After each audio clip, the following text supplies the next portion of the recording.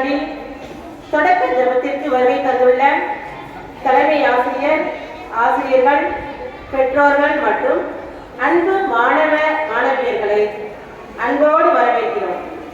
இன்று நாம் புதிய கல்வி பயணத்தை தொடங்குகிறோம். இந்த ஆண்டு அறிவு, ஒழுக்கம், திறமை மற்றும் வெற்றிகள் நிறைந்ததாக அமையட்டும். மாணவிகள் அனைவரும் சிறப்பாக கற்று தங்கள் இலக்குகளை அடைய ஆசிரியர்களும் பெற்றோர்களும் தொடர்ந்து ஊக்கமளிப்போம். இந்த இனிய நாளிலே இறைவன் அனைவரையும் ஆசீர்வதிக்க ஜெபிப்போம்.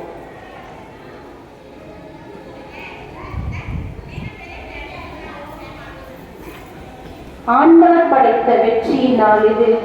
இந்த அகமகிழ்வோம், மக்களிப்போம்.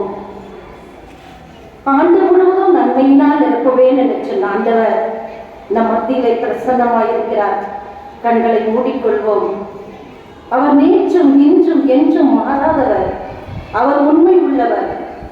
நான் உனக்கு போதித்து நீ நடக்க வேண்டிய வழியை காட்டுவேன் என்று சொன்ன ஆண்டவர் இந்த ஆண்டிலே நாம் மேற்கொள்ள போகும் அனைத்து செயல்களையும் ஆசீர்வதித்து வழிநடத்த மன்றாடுவோம்.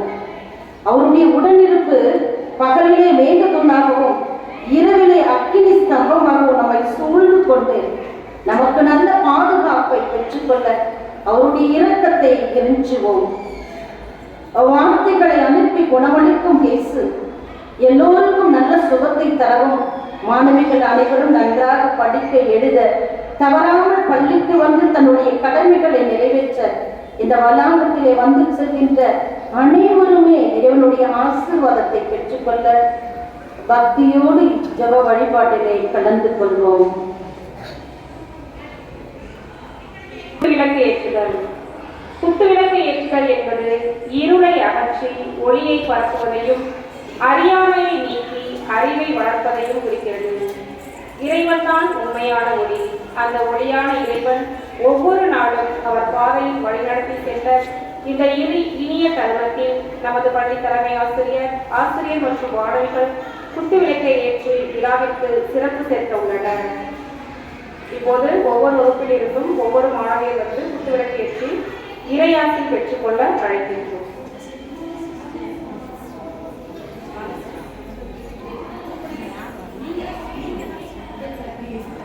தொடக்கத்திலே குத்துவிளக்கை ஏற்றி பள்ளி நாளை ஆரம்பித்து வைக்க தலைமை ஆசிரியர் அவர்களை அன்போடு அழைக்கிறோம்.